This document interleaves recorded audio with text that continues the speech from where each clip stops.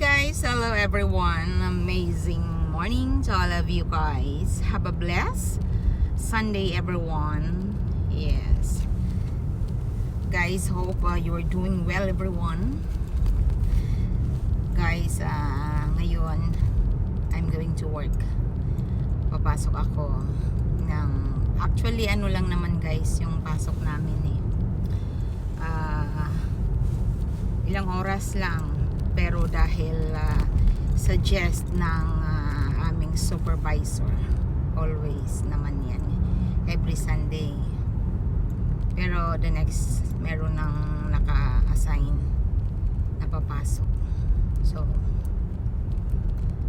ayun, kaya may pasok ako. Ang partner ko ngayon ay Sebyuk na kumbaga pang madaling araw na lalaki, hindi si supervisor yung kasama ko. So ayun guys, meron lang akong real talk na sasabihin. Ayun, ayon ito guys sa aking katrabaho ayaw ko magsalita, pero I know na sinisilip ako nito sa aking mga platform. Sinisilip niya ako. Masyado kasi ito yan. Ikwento ko yung kahapon guys. Ako naman, kasi ako masayahan akong tao kahit pagod sa trabaho. Makikita mo akong I'm happy always. Kahit na ako meron ng tinatarantada akong Pinay. Pero as much as possible, I always think positive na, kumbaga positive lang ang mindset ko. Tapos kumbaga para hindi ko ayaw ko magpaano sa kaya apekto pa. Ayun, ito na, nagkanta-kanta ako guys. It doesn't mean na nagpaparinig ako sa kanya, or else kung marinig man niya, deserve niya. Kasi hindi kasi niya ako tinitigilan until now Diyos ko, 2 years mahigit na, pero hindi niya ako tinatantanan. Hello, naghinto ka na, bumalik ka pa. Sana naghinto ka, tinuluyan mo na hindi mo na ako makita, para alis na yung ano mo sa akin. Sobrang galit mo, hindi ka inaano. Ang masaklap lang guys, kumbaga ba't ako nagagalit kasi wala akong ginagawa. Ako nakafocus sa trabaho ko. Focus ako sa aking pwesto. Ang inaayawan ko yung sana kung magpunta, nakatelescope ako sa mata niya. Kasi may mga bagay na katulad niyan. Pupunta ng CR, nahuhuli siya ni Team Jang, yung aming baba ng manager. Nahuhuli siya. So, mali kasi siya, mali ng timing, kaya lagi siya nahuhuli. Kasi kung sana yung mag-meeting na kami, meeting kaming before end ng meron kami mga ipon-ipon ba? Wala siya, hinihintay siya.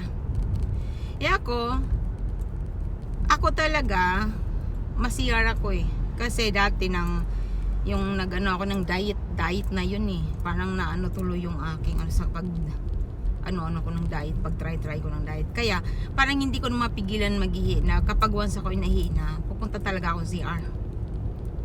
Sabi ko, di baling kung magreklamo sila, bawasan na lang yung ko, parang gihat, pero mag-ihi lang naman ako, tayo agad takbo pa nga ako niyan tapos yun lang mga reason ba sabi ba naman niya yung may nga dyan, i-check daw ko yung CCTV, panay CR ko ang CR ko naman lang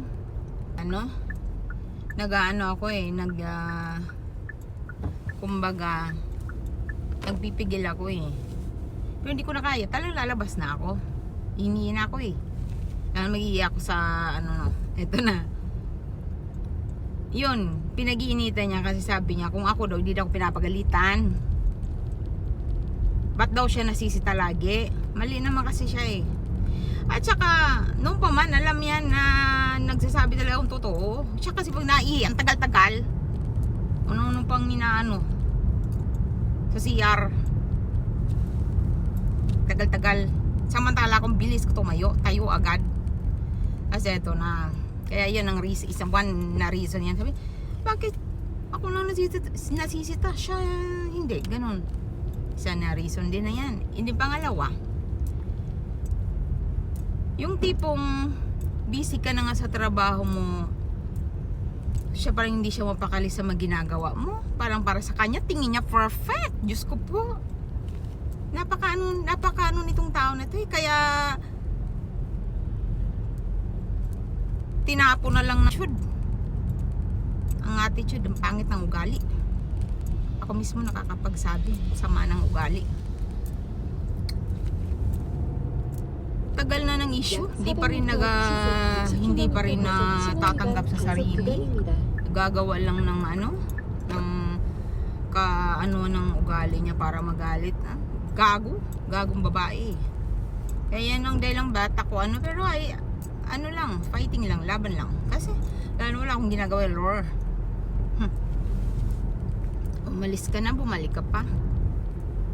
Kung sino sa atin ng buang, sino sa atin turay, gago kang babae ka. Eto na, di kahapon, ang aking salita is totoo. Ang inggit ay walang lunas. Ganon, nagkakanta akong ganyan kahapon. Eksakto, narinig niya. Kung hindi ka diba naman naapektuhan, ay kung hindi para sa iyo, huwag kang magagalit. Nanggalaiti ka kahapon eh. Sumbong ka doon sa best friend mong Koreana. Para sa alam kong ano nan.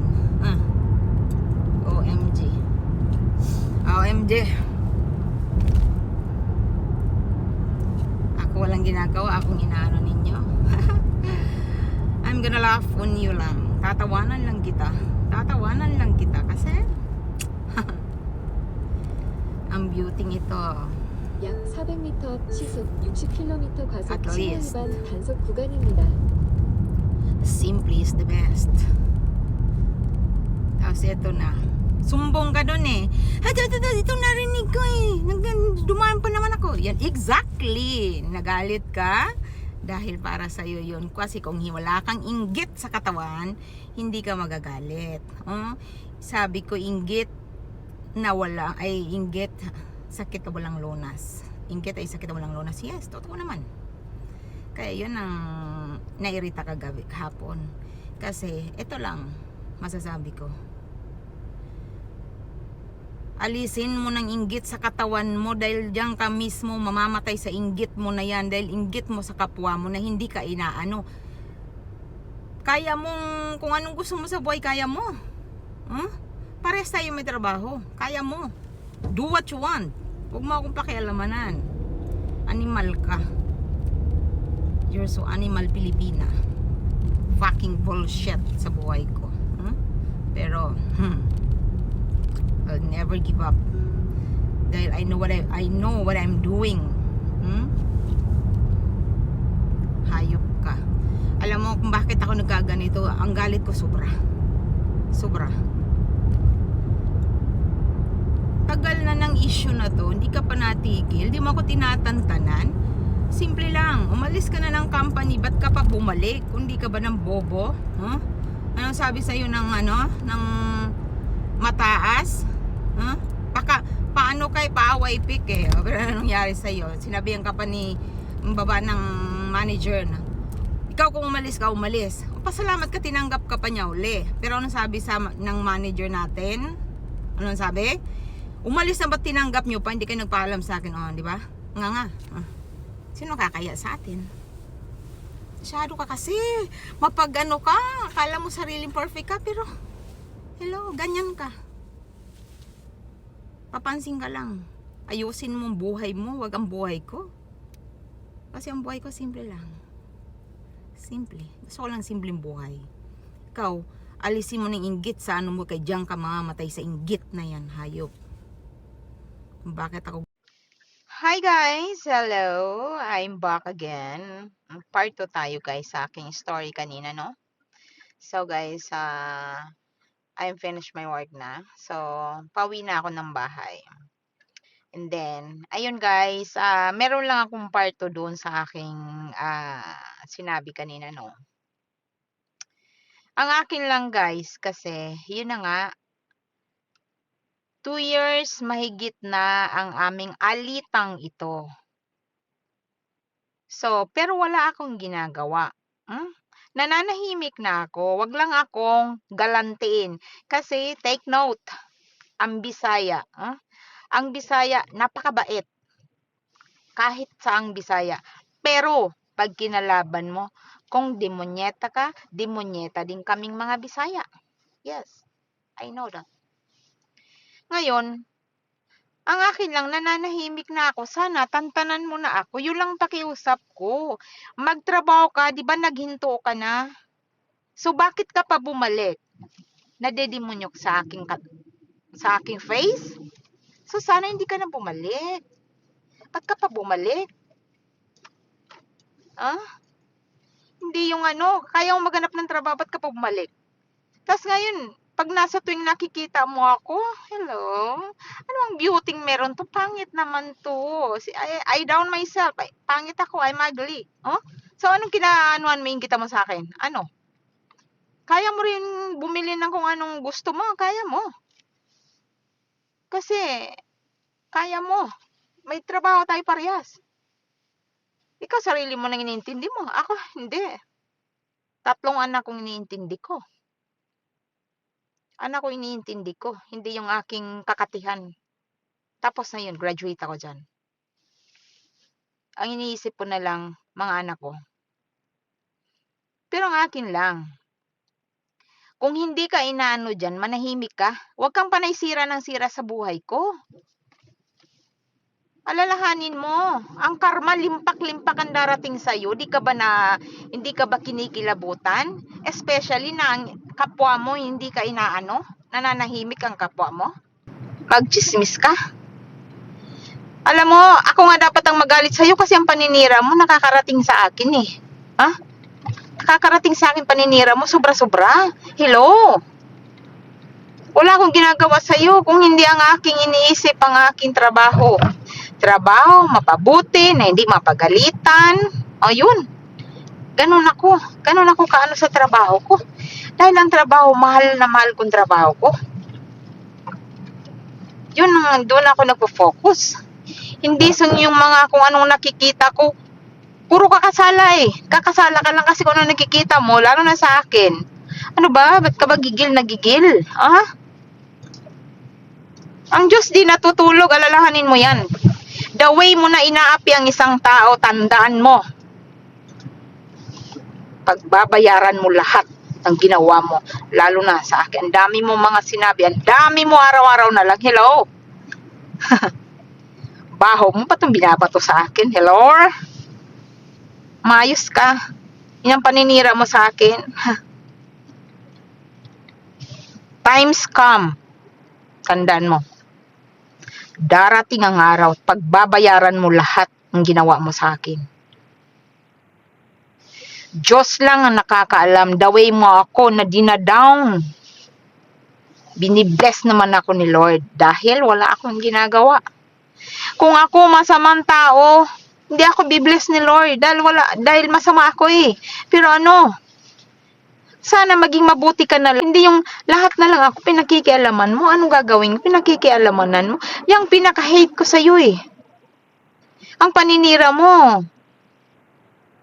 Bago ka manira ng kapwa mo, check yourself first. Check mo ang sarili mo. Syota mo nga sa Pilipinas, sinisiraan mo. Hello? Makapag-down ka, wagas. Alalahanin mga sinabi mo sa syota mo noon. Mas gagamitin mo pa yung Facebook ko, kontakin yung boyfriend mo sa Pilipinas. Di ka ba na ginagamit mo ko, user ka? Paninira mo sa akin, dyan ako talaga na kasi ang paninira mo, hindi tama, maling-mali, mali-mali na lang lahat lagi, gumagawa ka, paawa-ipik perme? Paawa-ipik? Para kampiyan ka? Lahat na nga ginawa mo nga eh. Lahat ng mga tao naniwala na sa'yo, pero hello, mark my word, I repeat, God knows. Kasi mga ginagawa mo, pagbabayaran mo lahat. Especially na, wala akong ginagawa kung hindi kabutihan ng puso ko. Kaya lang ako na naiinis na dahil hindi na tama. Overload ka na sa kakapanira sa akin. Hello? Kaluoy mo naman. Wala ka na ba hindi ka na ba makapag-isip-isip ng kabutihan sa utak mo? Kung hindi na lang lagi na lang akong tirahin? Ha? Hindi ka makaano sa akin? Kaya puro katira. Pagtalikod ka, harap-harapan nga, inaano mo nga ako eh. Hello? Tawanan lang kita. Yung mga ginagawa mo sa akin, pagmamaliit, pagtatawanan, pagbabayaran mo yan kasi itong taong itong Bisayang to, mabait to. Pero pag hinahamon mo na away, hindi ka tatantanan talaga. 1, 2, 3, ako nagpasensya sa'yo. Last din na kita papasensya na yawa. Animal ka. Ang taong walang ginagawa sa'yo, lagi mo na lang inaapi. Lagi mo na lang inaano. Ano ba? Di ka masaya sa buhay mo? Problema mo yan. Kasi,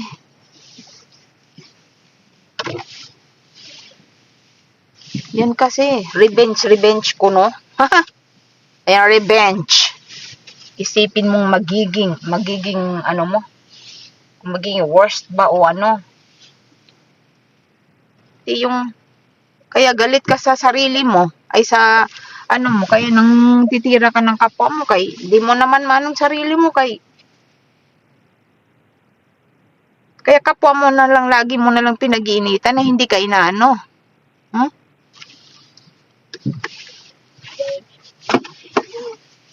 Magbago ka na, hindi puro inggit sa katawan mo. Diyan kami sumano sa ano mo. Tama naman, yung inggit na yan is lason yan eh. Lason yan sa utak eh. Inggit na sakit na walang lunas. Tama naman yun eh. Ako ayaw ko nang magano. Sko. Ikaw, mga paninira mo sa akin harap-harapan. Ano ang tingin mo sa akin? Bungol? Ang Bisaya? Ang tainga nito, malayo ka na. Nasasayko kita, kala mo ba? Tapos sasabihin mo, ay ganito, ganyan, no? Ako daw kunuan buwang daw kun. Hoy, baliktarin mo, ikaw yan. Ikaw yan. Alam mo sinabi mo doon kay, sa Pinay. Lahat sinabi sa akin. Wag kang ganun. Wag kang, masyado. Wag kang, akala mo perfect ka. Diyos ko po. Dami mong kasalanan. Di ka na nga nagsisi mo. Wala kang kinikilalang Diyos kung hindi ang pera. Sinasamba mo. Hello, dahan-dahan lang. Ang tao. Ano man ang meron tayo sa buhay pag namatay tayo, wala tayong dala. Kundi mismo damit lang natin. Tapos di ka pa nagpapaano? Di ka pa nagpapakumbaba? Hindi ka naman inaano dyan? Diyos ko. Ewan ko ba sa'yo? Lagi mo na pinag-iinitan. Ano ba? Ano bang meron ako? Kaya mo naman. Ang gusto ko lang, tigilan mo na ako. Isipin mo ng buhay mo at pamilya mo. Hindi ako.